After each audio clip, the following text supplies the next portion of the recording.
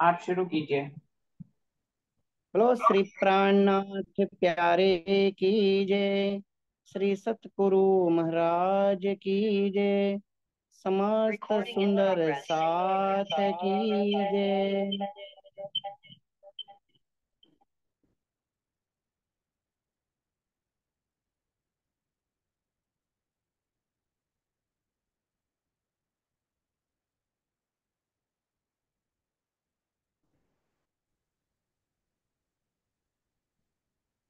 शुरू करिए। शुरू करिए। बोलो श्री प्राणनाथ प्यारे की जय।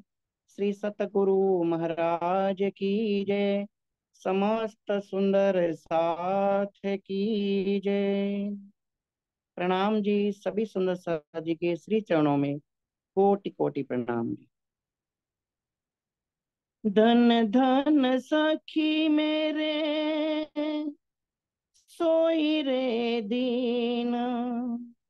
जिन दिन पिया जी सो पूरे मिलाना। जिन दिन पिया जी सो पूरे मिलाना। धन धन सखी मेरे हुई पहचान। धन धन पे ऊपर में भई कुर्बान। धन धन पे ऊपर में भई कुर्बान। धन धन सखी मेरे नेत्र अनियाले। धन धन सखी नेत्र मिलाए रसाले। धन धन सखी नेत्र मिलाए रसाले। धन धन धन मुख धनी को सुंदर। धन धन धनी चित चुभायो अंदर। धन धन धनी चित चुभायो अंदर। धन धन धनी के वस्त्र भूषण। धन धन आत्म सेना छोड़ो एक खीन। धन धन आत्म सेना छोड़ो एक खीन। धन धन सखी में सजे सिनगार। धन धन धनी मुको करी अंगीकार। धन धन धनी मुको करी अंगीकार। धन धन सखी में सेज बिछाई। धन धन धनी मुको कंठ लगाई। धन धन धनी मुको कंठ लगाई। धन धन सखी मेरे सोई साइत। धन धन विलसी में पियो सोआइत। धन धन विलसी में पिया सोआइत। धन धन सखी मेरे सेज रस भरी। धन धन विलास में कई विध करी। धन धन विलास में कई विध करी। धन धन सखी मेरे सोई रस रंग। धन धन सखी में की श्याम संग। धन धन सखी में की श्याम संग। धन धन सखी मोको कहे दिल के सुकना। धन धन पायो में तासो आनंद गाना। धन धन पायो में तासो आनंद गाना।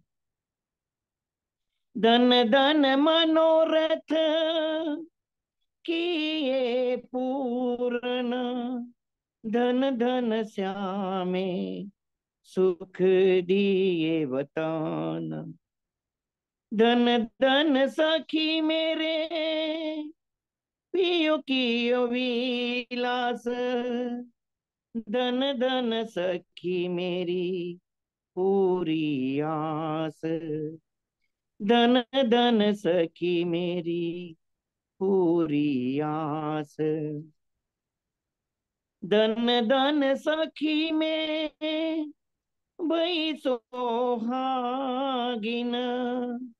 धन धन धनी मुझ पर सनकुल मान। धन धन मुझ पर सनकुल मान। धन दखी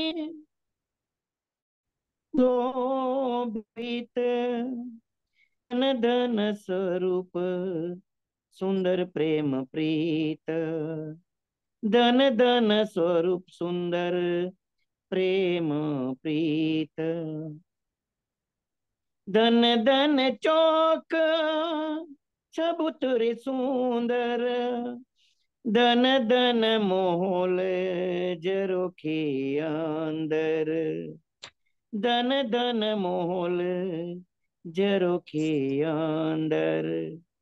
धन धन जवेर नकेश चित्रमान, धन धन देखते रंग उत्पान।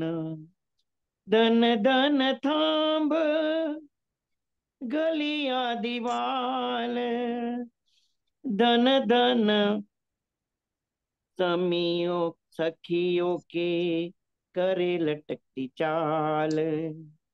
धन धन सखी मेरे भयो उछरांग, धन धन सखियों को बाड्यो रस रंग। धन धन सखियों को बाड्यो रस रंग। धन धन सखी में जोवन मदमाती, धन धन दाम धनी सो रंग राती। धन धन दाम धनी सो रंग राती। धन धन साथ मुख नूर रोशन, धन धन सुख सदा धाम वतान। धन धन सुख सदा धाम वतान। धन धन सखी मेरे भूषण जलकार, कौन विद कहू न पाई पार। कौन विद कहू न पाई पार। धन धन नूर सब में रहो भराई, देखे आत्म सोमुख कहो न जाई। देखे आत्म सोमुख कहो न जाई। धन धन साथ छक्यो अलमस्त, धन धन प्रेम मति महामत। धन धन प्रेम मति महामत। धन धन सखी मेरे सोई रे दीना, जिन दिन पिया जी सो दिन पिया जी सो पूरे मिलन। प्रणाम जी। सभी सुंदर सादगी श्री चरणों में कोटि कोटि प्रणाम। प्रणाम जी। जी प्रणाम जी, धन्यवाद। प्रणाम। धन्यवाद हरीश भाई। रंजना आप शुरू कर लो। बंदो सतगुरु चरण को करूं सो प्रेम अशोभिहरणि मंगल करण धनि श्री देव चंद्र जीना श्री प्राणीनाथ निज मूलपति श्री मेराज सुना तेज कुंवर श्यामा पल पल करो पियाज को पल पल करो। श्री प्राणनाथ प्यारे की जय। श्री सतगुरु महाराज की, श्री राम रतन महाराज की जय। प्रणाम सुंदर साहिब जी, आप सबके श्री चरणों में कोटान को दंड प्रणाम जी। सुंदर साथ जी, प्रसंग चल रहा था एक महात्मा जी का जो महाराज जी को मिले थे और उनके संग महाराज जी रह रहे थे। उनके वेशभूषा वेश से वो प्रभावित हुए थे। तो जब उनके हृदय में देखा तो उनमें उनके हृदय में भी परमात्मा को पाने की कोई इच्छा ना नजर आके, कोई रिद्धियां सिद्धियां वो प्राप्त कर चुके थे या करना चाहते थे, जो भी उनके में था, लेकिन वो अपने मन से अभी ऊपर नहीं उठ पाए। जो बात महाराज जी ने उनमें देखी कि वो अपने मन के वशीभूत होकर ही सारे कार्य किया करते थे, अपनी आत्मा तक वो पहुंच ही नहीं पाए। तो इस तरह का प्रसंग चल रहा था। सुंदर सा जी, प्रसंग पूरा करते हैं, फिर इसके बाद बात करेंगे इस बारे में। प्रणाम जी। पेज नंबर 53 की लास्ट की 4 लाइनें 5 लाइनें रहती थी, इससे पहले से शुरू करते हैं कि एक दफा यात्रा में महाराज जी और वो सब साधु मंडली और महात्मा जी वो सब साथ जा रहे होते हैं। तो एक साधु महात्मा जी से कहते हैं कि मीठा खाने की इच्छा हो रही है। महाराज जी भी उन्हीं के साथ होते हैं। तो महात्मा जी जो थी वो महाराज जी की तरफ देखते हैं कि अगर आपकी इजाजत हो तो मीठा दिलवाएं ही नहीं। तो महाराज जी भी उन्हें सहर्ष कह देते हैं कि हाँ जी ठीक है, क्योंकि महात्मा जी महाराज जी को अपना गुरु, वो आदेश का पालन करते हैं और कोल्लू वाले से जाके मीठे की डिमांड करते हैं, वो भी पूरे रोब से। तो जो कोल्लू वाले कहते हैं कि अभी मीठा तैयार नहीं है, कहे तो आपको एक एक गन्ना दे देते हैं। तो वो महात्मा जी कहते हैं नहीं, गन्ने से नहीं चलेगा। तो वो कहते हैं चलो गन्ने का रस दे देते हैं। तो महात्मा जी कहते हैं बोला ना कि मीठा ही चाहिए। तो वो कोल्लू वाला चिड़चिड़ा जाता है इस महात्मा जी से और महात्मा जी को कहते हैं भाई मीठा तो अभी तैयार नहीं है, ये तो खोलता हुआ मीठा है, मैं इसमें हाथ नहीं डाल सकता। अगर आप में पावर है, ताकत है तो ले लीजिए। सुंदर साथ जी, कोल्लू वाले का इतना ही कहना होता है और महात्मा जी उस गरम गरम कढ़ाई में कूदी पड़े। सब इस क्रियाकलाप को देख के दंग रह जाते हैं।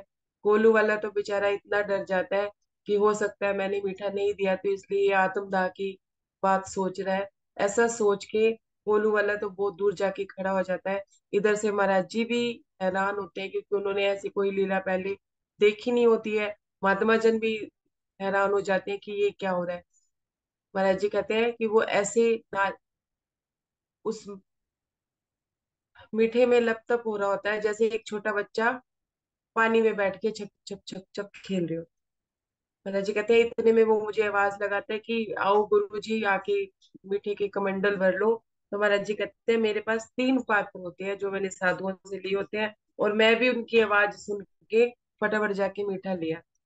सुनिए आगे महाराज जी क्या कहते हैं। 3 पात्र हम साधुओं से ले पहुंचे, सुन आवाज बोले हमें देख कर चाहो तो सब मीठा ले लो आज। महाराज जी कहते हैं मेरे पास 3 पात्र थे, मैं लेकर पहुंचा और वो क्या बोले महात्मा जी, अरे भाई लेना है जितना मीठा ले जाओ, कोई रोकने वाला नहीं है। देखा भाग गए सब साले, आओ कमंडल खुद भर लो। महाराज जी को कहते हैं कि आओ ये देखो कोल्लू वाले सारे भाग गए हैं, आपको जितना मीठा भरना है आप खुद ही भर लो। अब सुनिए महाराज जी क्या कह रहे हैं। पुते हुए बैठे मीठे में भाप अंग से छिटक रही, चारों तरफ चाशनी उनके विग्रह से थी लिपटी लिपट गई। महाराज जी कहते हैं कि पता नहीं मेरी बुद्धि को भी क्या हुआ, मैं मीठा लेने के लिए उनके करीब पहुंचा तो मैंने क्या देखा कि चाशनी से वो इतने लिपटे हुए थे, भाप उनके शरीर पे से निकल रही थी और चाशनी ऐसे लिपट गई हो जैसे कोई उन्हीं का ही अंग हो। ऐसी उन चाशनी और उनके शरीर में कोई फर्क नहीं पता चल रहा था और उन्हें रत्ती भर भी सुंदर साथ जी चोट नहीं लगी, रत्ती भर भी उनकी चमड़ी नहीं जली। यही देख के सब हैरान थे कि ऐसा क्या रिद्धि सिद्धि इन्होंने प्राप्त कर रखी है। खेल रहे थे जैसे भैंसा लेट रहा हो कीचड़ में, हमने भी भर लिया पहुंचकर मीठा 3 कमंडल। महाराज जी कहते हैं मुझे ऐसा लग रहा था जैसे कोई भैंसा मीठे में खेल रहा है, मीठे में चल रहा है, कि हमने भी 3 कमंडल उसमें से भर लिए। सुंदर साथ जी, यह महाराज जी कहते हैं कि वो मीठे में लिपटा हुआ भैंसे की तरह लग रहा था। ये बात बहुत इंपॉर्टेंट है। इससे थोड़ा सा आगे प्रसंग बढ़ा के इसका इसका बातून बताते हैं। इतने में कोल्हू वाले का एक आदमी आ पहुंचा, जब देखा हम अपने पे मीठा, वह धीरे से यूं बोला। इतने में कोल्हू वाले में से जो कोल्हू जिसका कोल्हू था उसमें से एक व्यक्ति आया और महाराज जी के पास आके धीरे से बोला। महात्मा जी के सामने तो बोलने की उनकी हिम्मत नहीं थी, क्योंकि उनकी रिद्धि सिद्धि वो देख रहे थे कि उन्हें कुछ हुआ ही नहीं। इतने उबलते उबलते रस में वो गिर गए। क्या कहते हैं, अजी महात्मा जी तुम तो ले चले सभी मीठा भरकर, हम तो बड़े गरीब हैं, थोड़ी कृपा करो। क्या कहते हैं महाराज जी को कि आप तो 3 कमंडल आपने इसमें मीठा भर लिया, लगभग आधे से ज्यादा मीठा तो इसी में ही चला गया, हम तो गरीब आदमी हैं, आप हम पे थोड़ी सी कृपा करो। सुंदर सा जी बड़ी धीरे से बोला उन महात्मा जी, वो जो सॉरी महात्मा जी ने नहीं, वो कोलू वाले ने महाराज जी को महात्मा जी संबोधन करके बहुत धीरे से बोला। Page number 54। फिर भी उनके कानों तक, महात्मा जी के कानों तक आवाज पहुंच गई। दे दो 1 कमंडल वापस, ये साले रोते हैं, दान कल्पने वालों के बिल्कुल भी हजम ना होते। अरे, कहते हैं वो महात्मा जी दे दो, गुरु जी दे दो इन्हें कमंडल, 1 कमंडल वापस दे दो, ये तो साले रो रहे हैं। इस तरह की बात महात्मा जी बोलते हैं महाराज जी को कि कल्पने वाले का ना दान भी नहीं लगता है, हजम ही नहीं होता है, ना देने वाले को लगता है ना लेने वाले को लगता है, ये तो कलप रही है। सुनिए सुनिए, भीख में से भीख दे 3 लोग जीत। क्या कहते हैं कि भीख में से भी भीख दे दो ना, तब भी तीनों लोग जीते जा सकते हैं। सुंदर, बड़े कड़क कड़क कर कहा हमें यो, हमने भी अनुकरण किया, हमने 1 कमंडल वापस उस कड़ाव में डाल। महाराज जी कहते हैं मैंने भी, मेरे को उन्होंने इतनी कड़कदार आवाज में बोला, मैं तो वैसे भी अनुकरण कर ही लेता, लेकिन इतनी कड़क आवाज में बोला, मैंने भी उनकी बात का अनुकरण किया, मैंने भी उनकी बात को माना, और मैंने 1 कमंडल मीठा वापिस उस कढ़ाई में पलट लिए जाते थे। जब हम भरे कमंडल मीठे के, बोल उठे एक साथ कड़क कर साधु खटिया पलटन। महाराज जी कहते कि जब मैं कमंडल लिए जा रहा था मीठे के भर के, इतने में ही ना मेरे हाथ में कमंडल थे, दोनों हाथों में। एक तो महाराज जी ने पलट दिया था, लेकिन खाली कमंडल भी उनके हाथ में था और भारी हो चुका था वो मिट्टी की वजह से। तो उन महात्मा जी ने कड़क के बाकी साधु महात्मा को बोला। क्या बोला सुनिए, अपनी खड़िया पलटन कह रही है उन बाकी साधुओं को, क्यों क्यों बे पेटू के बच्चों, तुम्हें नजर नहीं आता है क्या, तुम तो जी में पसर कर गुरु ढोएंगे मीठा। कहते क्यों भाई पेटुओ, खाना तो तुमने था मीठा, कौन सा गुरु जी ने मांगा था, खाना तुम लोगों को है और ढो गुरु जी रहे हैं। सुंदर सा जी, चलो कमंडल थामो आकर, चले आ रहे हैं, कुछ आगे जाकर के हमने बट सब में बंटवा डाला। क्या कह रहे हैं कि आगे जाके हमने सब महात्माओं में वो मीठा बंटवा दिया, जितना जितना जिसके हिस्से में आया उतना उतना उन्होंने उतना उतना उनको बांटा। सुंदर सा जी, प्रसंग इससे अगला आ जाएगा, तो थोड़ा सा इधर से ही समझते हैं कि महाराज जी यहाँ ये कह रहे हैं कि खेल रहा है जैसे भैंसा लेट रहा हो वो कीचड़। स्थिर हो जाइए हरीश भाई। महाराज जी कहते हैं कि ये हालत हमारी है, हम लोगों की हालत का बयान है कि हम कीचड़ क्या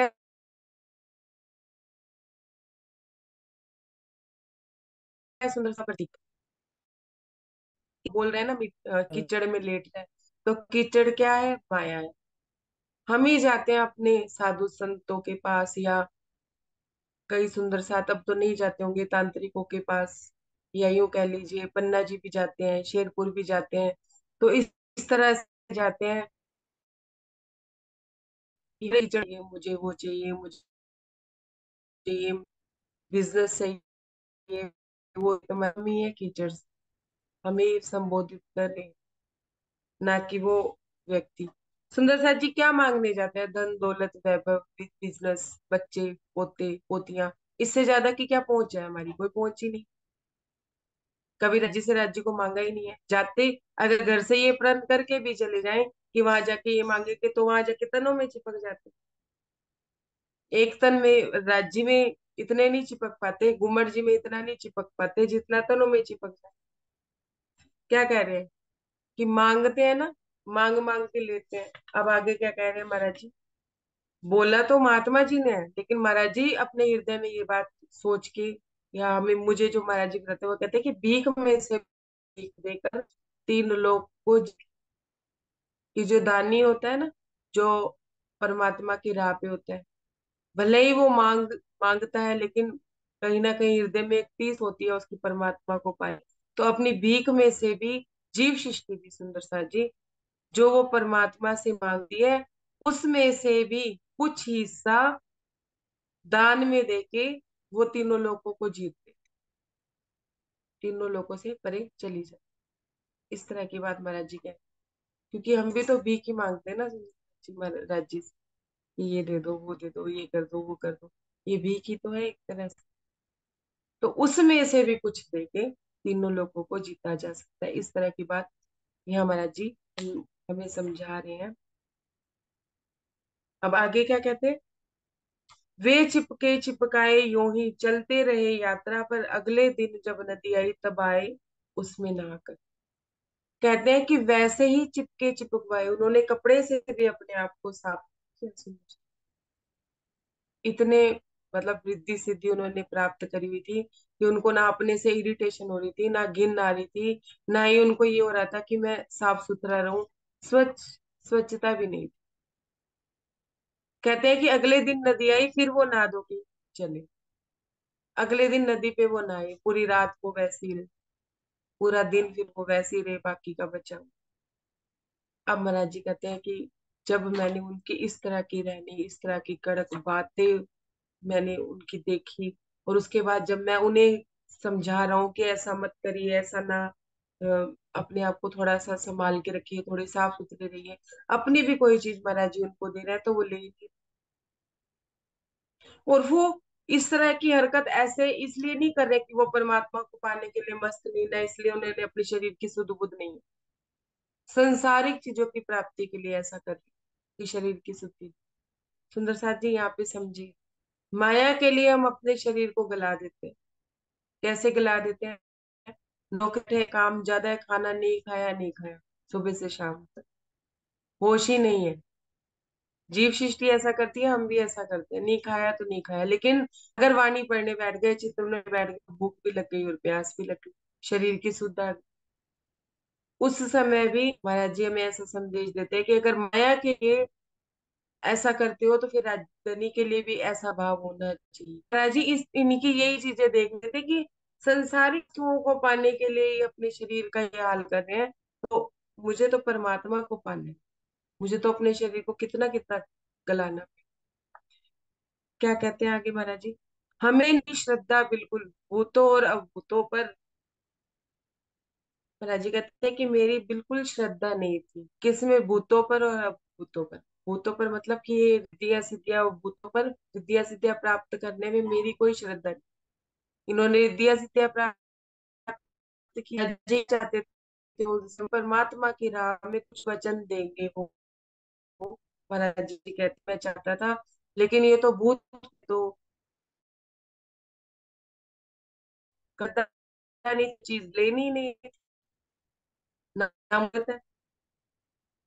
ऐसे में सिद्ध महात्माओं में कभी नहीं आदर पाते। सुनिए, हमें चमत्कार सिद्धि के ओछ काम कहे जाते, ऐसे चमत्कार सिद्धि के ओछे काम कहे जाते, ऐसे सिद्ध महात्मा कभी भी आदर नहीं पाते।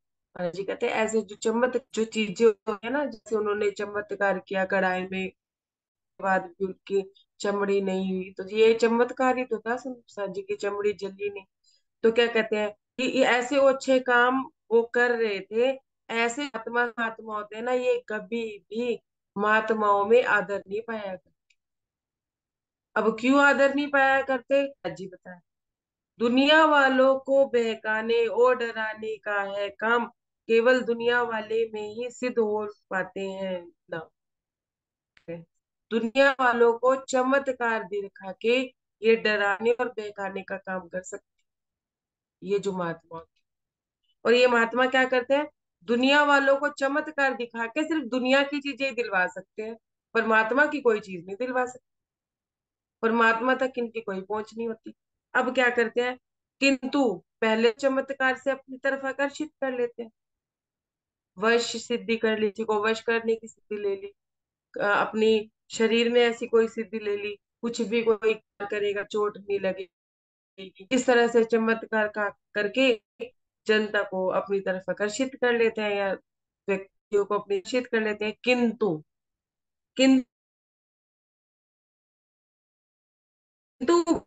पहले तो चमत्कार की तरफ आकर्षित कर लेते, फिर उन्हीं लोगों को ये कष्ट दिया कर, कष्ट दिया, तुम ऐसा नहीं करोगे तो हम ऐसा कर देंगे, तुम ऐसा नहीं करोगे तो ऐसा हो जाएगा। तो ये क्या है कि कष्ट देने वाली। अब सुनिए, जिन्हें नहीं होता इनमें पास तनिक परमात्म का, इनका लक्ष्य हुआ करता है केवल स्वार्थ। क्या इनके पास बिल्कुल भी परमार्थ की कोई बात नहीं होती, सिर्फ चमत्कार होते हैं, और कुछ कर नहीं सकते हैं, कुछ बिगाड़ नहीं सकते हैं। इनका लक्ष्य केवल हमारे स्वास्थ्य तक का ही होता है, कि हमारे स्वास्थ्य को नुकसान पहुंचा सकते हैं, हमारे शरीर को नुकसान पहुंचा सकते हैं। इससे आगे ये हमारा कुछ भी नहीं बिगड़। अगर किसी के साथ चमत्कारी लीला कुछ होती हो, या किसी ऐसे गुरु के चंगुल में फंस गए हो, तो महाराज जी कहते हैं कि कुछ नहीं बिगाड़ सकते वो हमारा। ज्यादा ज्यादा शरीर को नुकसान दे सकते हैं, लेकिन हमारी आत्मा को तो फिर भी, या हमारे अंतस्करण को तो फिर भी ये हिला नहीं सकते। बड़ी खुशी से एक रोज तो सिद्ध महात्मा यूं बोले कि छिपा हुआ था उसमें ये आकर के आगे। महाराज जी कहते हैं एक बार, अब महाराज जी कटने लगे उन महात्मा जी से। अब इधर महात्मा जी से कटने लगे और उधर महात्मा जी को भी अंदेशा होने लगा। एक बार बड़ी खुशी खुशी वो महात्मा जी महाराज जी के पास आए। क्या कहते हैं, खुशी खुशी, अजी गुरु जी अब तो तुमको साथ सदा हम रखेंगे, साथ साथ ही यो रहे, आपके अलग नहीं होने थे। क्या कह रहे हैं, कि मैं आपको हमेशा अपने साथ ही रखूं, अब मैं आपको अपने से अलग नहीं होने दूं। महाराज जी को इस तरह की बात कह रहे हैं। Page number 55, 55। हमने क्या जबरन रखोगे, जब हम जाना चाहेंगे तो। महाराज जी कहते हैं क्या भाई, हमने कहा कि मुझे जबरदस्त अपना क्या अधीन लोगे, और कहना ही तुम कैसे मुझे अपने साथ रख दो। अब सुनिए आगे क्या कहते हैं, ऐसे नहीं रहने, जटिया है सेवन तो कर ही लेते हो, बस इतना ही काफी। महाराज जी कोई नशा पत्ता नहीं क्या करते, लेकिन महात्मा के हाथ से उन्होंने खाना पीना शुरू कर दिया था। तो महाराज जी को क्या, कि कैसे लोगे आप हम पे, जड़ी बूटियां हमारे पे आती हैं, हम खिला पिला देंगे, तुमके पास रख लेंगे। अब देखिए, सेवन के पश्चात आप खुद ही जाने का नाम ना लोगे, जहां जाए हम तुम अपने साथ हमारे चलोगे। क्या कहते हैं कि सेवन कर लोगे ना, जब जब मैं जड़ी बूटियां आपको खिला दूंगा, तब आप खुद ही जाने का नाम ले लो। है, जाए हम जहां मैं जाऊंगा मेरे पीछे चलो। अब सुंदर साहब उन्होंने इस तरह की बात कह दी। अब महाराज जी गंभीर हो गए। महाराज जी ये सोचने लगे, भाई जब इतने बड़े कड़ाई में कूद गया इसको कुछ नहीं हुआ, क्या पता भाई इसके पास कोई सिद्धि हो। वो महात्मा मेरे कान में धीरे से बोला तो इसने बात सुन ली है, इतनी दूर कड़ाया, और ये है कहीं ऐसा ना हो सच में कोई जड़ी बूटियां दे दे और अपने पास ही रख ले। महाराज जी क्या कहते हैं, हमने तब गंभीरता से ये सोची, जैसा है कहता है यदि कर दिया उसमें तो हो उत्पात। अब महाराज जी सोचते हैं कि मैंने बड़ी गंभीरता से इस बात को सोचा, कि अगर इसने ऐसा कर दिया तो मेरा क्या होगा। ये तो उत्पात ही हो जाएगा ना कि मैं इसके पीछे पीछे पीछे पीछे चलूंगा।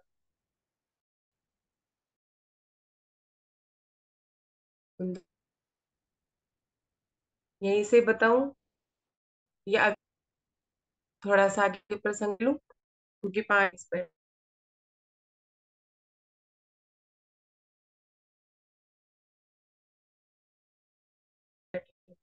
क्या कहता है, खिला पिला दिया। मैं तो इस और जैसे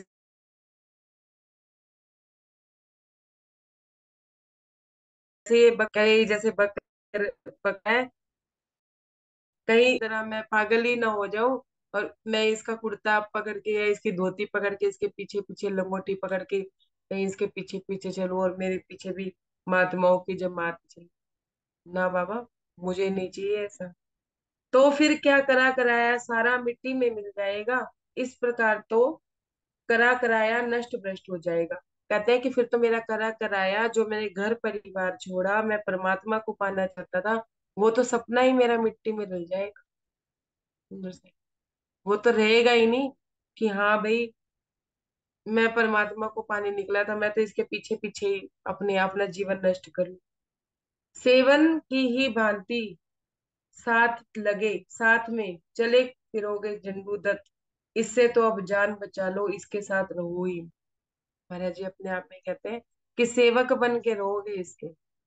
ये कहेगा कमंडल भरो, ये कहेगा चलो तो चलूंगा, खाओ तो खाऊंगा, इसका सेवक ही बन के रह जाऊंगा।